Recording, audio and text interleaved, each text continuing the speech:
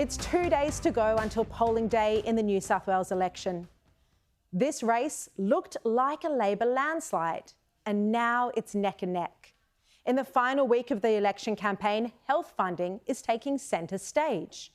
Dominic Perrottet has today admitted that the Ambulance Commissioner did call an ambulance for his wife. This is a story we broke on this program last night. When New South Wales Premier Dominic Perrottet's wife had a gym injury and needed the ambulance, he didn't ring 000 or a doctor. He rang the Health Minister and the Ambulance Commissioner. When I questioned him on this, the Premier said he wasn't aware who precisely rang for an ambulance. So your wife required an ambulance and she called 000, but it took so long to come that you had to ring the Health Minister, Brad Hazzard? That's not correct.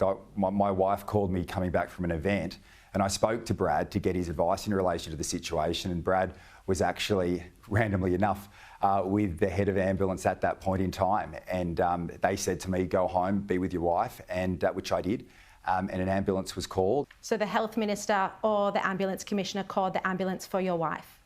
I'm not sure of those details. Do you understand that most people in New South Wales wouldn't have the access to call the Health Minister or the Ambulance Commissioner when they need an ambulance, that 1 in 10 people are waiting more than an hour for an ambulance, that my 1-year-old was nearly left without a mother because an ambulance took 2 hours to come, and you were able to get the Ambulance Commissioner and the Health Minister to organise an ambulance to your house? I certainly didn't ask for any favours in relation to that, Shari.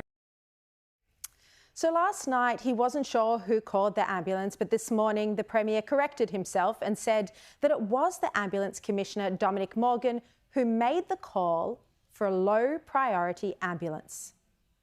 My only concern at that time was for her.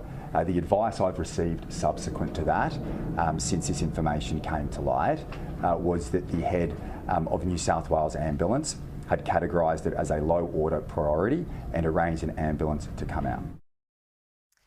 Last night, I asked the Premier whether an earlier call had been made by a member of his family, and that was my information, that they were given a wait time that was so long that he had to ask the Health Minister to intervene. But Perrottet last night denied anyone in his family had made another call. So at no point had you or your wife or any member of your family initially called for an ambulance and was told that it would take about 40 minutes or there'd be a long wait? Not that I'm aware of, no. This morning, Perrottet said, in fact, his wife's sister had called for an ambulance. So what I understand, I didn't know this at the time, what I understand subsequently is at the same time that I was on the phone to Dom Morgan and the senior specialist, that my wife's sister had called an ambulance. That occurred at the same time. I wasn't aware of that. That the ambulance that your wife's sister called was eventually downgraded and not sent to your house. The one that was sent by the Commissioner? That's not the advice I have at all. And I did not know that call was being made. So what happened to that ambulance that your wife's sister? I don't know. What I do know was that occurred at approximately the same time. So when I spoke to my wife, I said, I'm going to speak to Brad. In that period of time, the information I have is that my wife's sister, who was over at the home looking after her, called an ambulance. I then spoke to Helen and said, I'm coming straight home. An ambulance has been arranged. Was the Premier not aware of this information when we did the interview last night? Did he only find this out today? It's unclear. Perrottet last night also claimed he didn't know that Mr Hazzard and Mr Morgan were calling an ambulance. So at no point had you or your wife or any member of your family initially called for an ambulance and was told that it would take about 40 minutes or there'd be a long wait? Not that I'm aware of, no. You've been defending the ambulance system during this election campaign, you know, when you've just had your own experience of having to get the Ambulance Commissioner involved to get an ambulance to your house. Do you think that was in any way misleading? Well, I reject the proposition in the question, Shari. But contradicting himself, Perrottet today said he provided the Health Minister, Brad Hazzard, with his address for an ambulance. I've been completely transparent in relation to this situation. I can't be clear about what happened never at all did I seek to get any treatment ahead of anyone else. It was, and that's been proven by Don Morgan. So how did they know if the ambulance commissioner made it? How did he know your address to get to your house? Like, Brad asked me for my address when I was on the phone in the meeting. Now, putting aside these contradictions, is it actually a problem that the Premier called the Health Minister to get an ambulance sent to his house? Well, any family who has a medical emergency, including the Premier, is faced with a horrifying fear for their loved one, a worry that grips and terrifies you. And it's very hard to criticise anyone for doing whatever they can to get help when a family member is suffering. It's natural, we all do whatever we can. But this is why state politicians must do whatever they can to get the health and hospital care system working as a priority. There have been so many announcements this election campaign for child's future funds, for increasing the speed limit, for all sorts of creative ideas. But what matters is when your wife, your father, your child needs an ambulance urgently. If, God forbid, they have a heart attack or a stroke or breathing issues, that they can get the medical attention immediately so they have a chance of living. In the Premier's case, when his wife had what he revealed today to be a gym injury, he rang the Health Minister. Brad Hazzard is trained as a teacher, not a doctor, but he's the most senior health official in the state. He can get an ambulance to turn up at the Premier's house.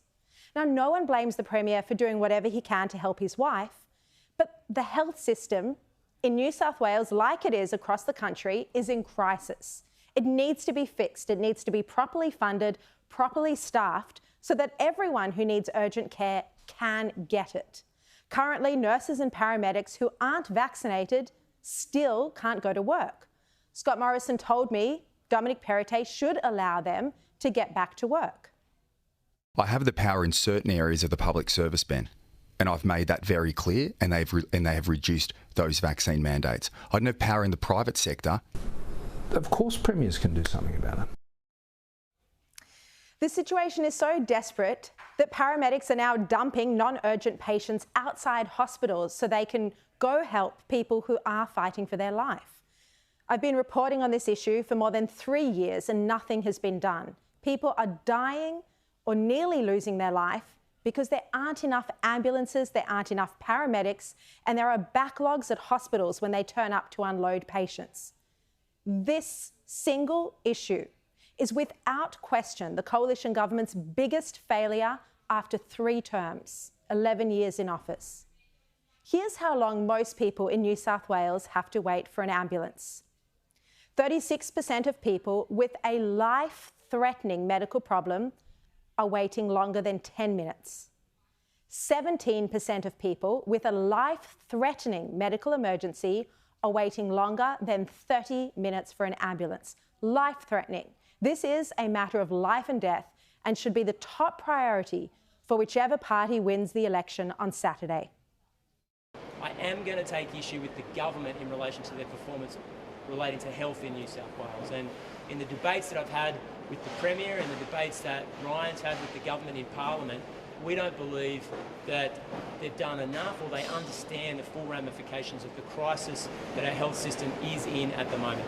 66,000 people walked into an emergency department, turned around and left without getting any treatment at all, which is an unprecedented number.